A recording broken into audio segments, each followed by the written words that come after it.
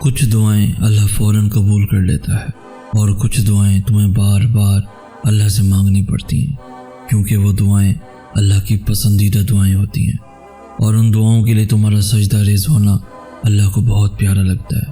اس لیے اللہ ان دعاؤں کو تم سے تو وقتی طور پر دور کر دیتا ہے، لیکن تمہارے دل سے انہیں کبھی بھی نکلنے نہیں دیتا، تاکہ تم اللہ سے مانگنا نہ چھوڑو، کیونکہ وہ دعائیں ہی تمہارا مقدر ہوتی ہیں۔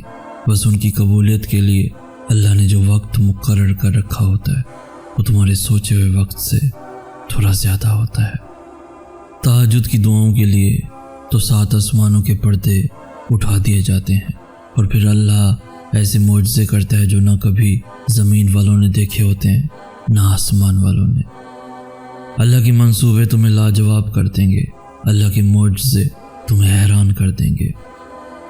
تمہاری تہجد کی دعائیں ہی تمہارے لیے معجزوں کے راستے بنائیں گی، اور پھر تم دیکھو گے انہیں بھی اپنا مقدر بنتے ہوئے، جن کا ملنا تمہیں ناممکن لگتا تھا، کیونکہ مرہم صرف اللہ ہی دے سکتا ہے، اور جو صبر کرتے ہیں اور توکل رکھتے ہیں ان کے لیے اللہ شفا کے ذریعے بنا دیتا ہے، اور انہیں نواز دیا جاتا ہے اس سے بھی بہتر جو انہوں نے کھویا ہوتا ہے۔ یقین رکھو حقیقت کے کھلنے تک، اور چھوڑ دو اس جگہ سے مرہم ڈھونڈنا جہاں سے زخم ملا۔ کیوں بھاگ رہے ہو پھر تم اس کے پیچھے جس سے اللہ نے تمہیں بچا لیا؟ اپنے لیے تو سبھی اسے پکارتے ہیں، تم اللہ کو اللہ کے لیے پکار کر دیکھو۔ کیوں روتے ہو ان کے لیے جنہوں نے تمہیں دھتکار دیا؟ قرآن پاک کا حرف گواہ ہے جس کی محبت کا تم کبھی اسے چاہ کر دیکھو۔ اللہ کو بے ترتیب دعائیں بہت پسند ہیں، کیونکہ تب زبان نہیں دل بولتا ہے، اور دل کی بولیاں عرش والے سے بہتر اور کون سمجھ سکتا ہے۔ تمہیں جتنی محبت اپنی دعاؤں سے ہے نا، اللہ کو اس سے کہیں زیادہ محبت تم سے ہے، اس لیے اللہ نے انہیں تم سے دور کر دیا جو تمہارے لیے صرف تکلیف کا باعث تھے۔ کتنی ایسی چیزیں ہیں جنہیں تم اچھا سمجھتے تھے، مگر ان سے تمہیں سوائے دکھ کے اور کچھ بھی نہیں ملا۔ جو کسی کے ساتھ غلط نہیں کرتے ان کے ساتھ بھی غلط نہیں ہونے دیتا۔ ایک نظر ماضی کی طرف دوہراؤ اور سوچو تمہارے کتنے ایسے غلط انتخابات تھے جن کی سچائی اگر اللہ تم پہ نہ کھولتا تو تمہاری زندگی کیا ہوتی۔ جنہیں اللہ نے ہی تمہارے قابل نہیں سمجھا وہ پھر کیسے تمہارے لیے بہتر ہو سکتے تھے۔ معجزے گنہگاروں کے لیے بھی ہوتے ہیں، وہ گنہگار جن کے گناہوں کی ندامتیں انہیں جائے نماز تک لے آتی ہیں۔ دل کو اتنا سمجھانے کے باوجود بھی اگر دعا کا خیال نہیں جا رہا تو مانگتے رہو، شاید تمہاری دعائیں معجزوں کے قریب ہوں۔ سجدے تو بعد میں آتے ہیں، تہجد کی صرف نیت کر لینا ہی اللہ کو راضی کر دیتا ہے۔ اللہ دعاؤں کو انتظار کے ذریعے آزماتا ہے، وہ قبولیت میں دیری کرتا ہے تاکہ تمہارا یقین دیکھ سکے، اور یہ دیکھ سکے کہ جو تم مانگ رہے ہو کیا تمہیں واقعی اس کی چاہ ہے۔ اور جب وہ تمہاری دعاؤں کو آزماتا ہے تب وہ تمہیں بھی اتنی طاقت دے دیتا ہے کہ تمہارا دل نہ تاخیر سے تھکتا ہے اور نہ ایک ہی دعا بار بار دہراتے ہوئے اکتاتا ہے۔ تو اگر دل کو اتنا سمجھانے کے باوجود بھی دعا کا خیال نہیں جا رہا تو مانگتے رہو، شاید تمہاری دعائیں معجزوں کے قریب ہوں، شاید اب تمہارے صلے کا وقت ہو، تبھی اللہ نے تمہیں اس دعا پہ اٹکا رکھا ہو، شاید یہ آخری موقع ہو وہ پانے کا جو تم نے کھویا تھا۔ معجزے گنہگاروں کے لیے بھی ہوتے ہیں، وہ جن کے گناہوں کی بے چینی انہیں سجدوں تک لے آتی ہے۔ غلطیاں تو سب کرتے ہیں، لیکن جن پہ اللہ نے اپنا رحم کرنا ہوتا ہے اللہ انہیں ان کی غلطی پہ آرا نہیں رہنے دیتا، وہ انہیں راستہ دکھاتا ہے، توبہ کا راستہ، اور پھر جب وہ اس راستے کی جانب لوٹ آتے ہیں تو اللہ بھی انہیں معاف کر دیتا ہے۔ جو معافی کے طلبگار ہوتے ہیں اللہ انہیں کبھی بھی رسوا نہیں ہونے دیتا، نہ ان کی چاہ میں اور نہ اپنی چاہ میں۔ تمہاری طرب اور تمہاری بے چینی کا تمہیں جائے نماز تک لے آنا ہی اس بات کی دلیل ہے کہ اللہ نے معاف کر دیا ہے، اللہ نے معاف کر دیا ہے تمہیں، اس نے سن لیا ہے تمہیں۔ توبہ ان رکاوٹوں کو ہٹا دیتی ہے جو تمہاری دعاؤں کو اللہ تک پہنچنے سے روکے ہوئے ہوتی ہیں۔ دیر کبھی بھی نہیں ہوتی، اللہ کو تو ہر پل تمہارا انتظار رہتا ہے۔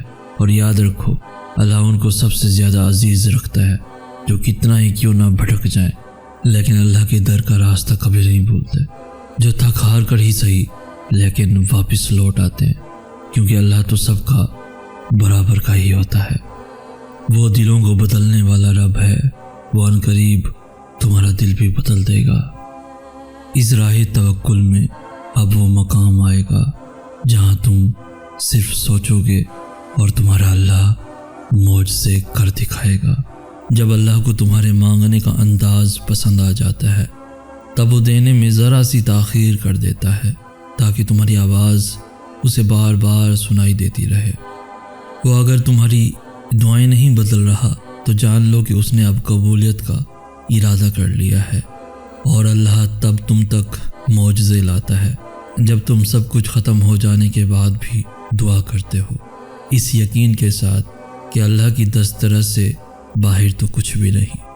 کن دعاؤں سے ہے، اور دعائیں تو ان حقیقتوں کو بھی بدل سکتی ہیں جنہیں تمہارے مقدر میں بہت پہلے سے لکھا جا چکا ہے۔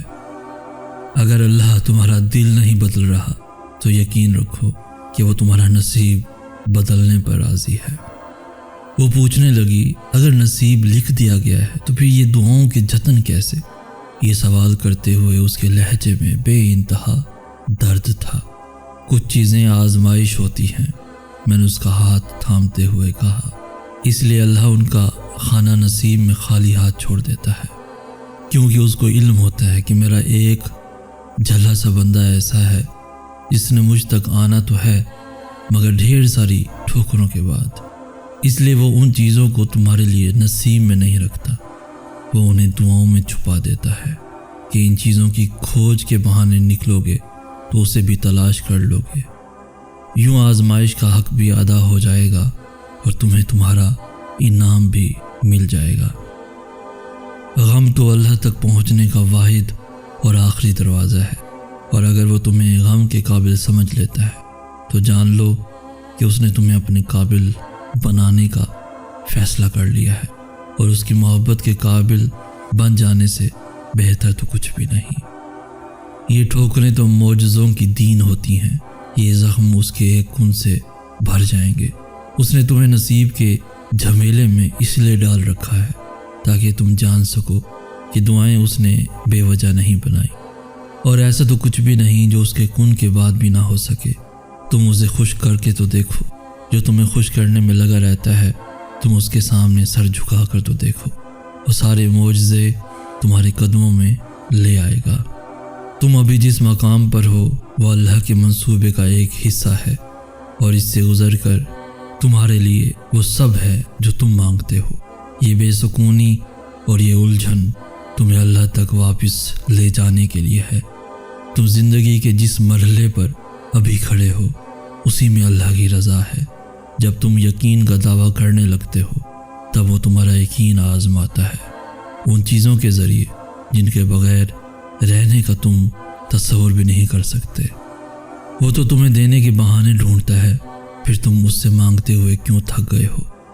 وہ ان چیزوں کو تم سے چھینتا نہیں ہے، بس اپنے پاس سنبھال لیتا ہے اس وقت کے لیے جب تم اسے منانے آؤ اور وہ تمہاری جھولی میں انہیں واپس رکھ دے۔ اداسی، خاموشی، ماضی کی یاد اور چیختے ہوئے ان گنت خیالات، ایک چپ انسان میں کتنی بے شمار جنگیں چل رہی ہوتی ہیں نا، یہ ساری تلخیاں رات میں ہی کیوں پہلو میں آ کر بیٹھ جاتی ہیں۔ پھر کبھی دائیں سے سسکی کی آواز آتی ہے اور کبھی بائیں سے، یوں لگتا ہے جیسے رات ہماری راہ ہی تک کے بیٹھی ہو کہ کب آؤ اور کب تم پر یہ راز عیاں کر سکے کہ جس کو دن بھر اندیکھا کرتے رہے اسے تمہاری ملاقات پھر سے کروا سکے۔ پھر میں سوچتا ہوں کہ یہ سورج کا نکلنا اور ارد گرد لوگوں سے زندگی کا بھر جانا بہت بڑی نعمت ہے، کیونکہ ہجوم میں چیختے ہوئے ان خیالات کی آوازیں باقی آوازوں میں مل کر مدھم پر جاتی ہیں، مگر رات بڑی عجیب ہوتی ہے، دن بھر حالات سے جنگ چلتی ہے اور رات کو خود کا سامنا کرنے کا وقت ہوتا ہے۔ وہ وجود جسے سمیٹ کر رکھا ہوتا ہے وہ یوں چند لمحوں میں اللہ کے روبرو کرچی کرچی ہو کر بکھر جاتا ہے۔ انسان ساری جنگیں جیت جاتا ہے اور خود سے ہار جاتا ہے، مگر اس مات کا مزہ ساری فتح کی ہوئی جنگوں سے زیادہ ہوتا ہے۔ جانتے ہو کیوں؟ کیونکہ اس مات کا علم اللہ کے سوا اور کسی کو نہیں ہوتا۔ عمر بھر بس پھر تو مسکرا کر گھٹنے ٹیک دیے جاتے ہیں اور سجدے میں گر کر کہا جاتا ہے، لوٹ آیا تیرا بندہ، تھام لے، سنبھال لے اسے، سنبھال لے اسے۔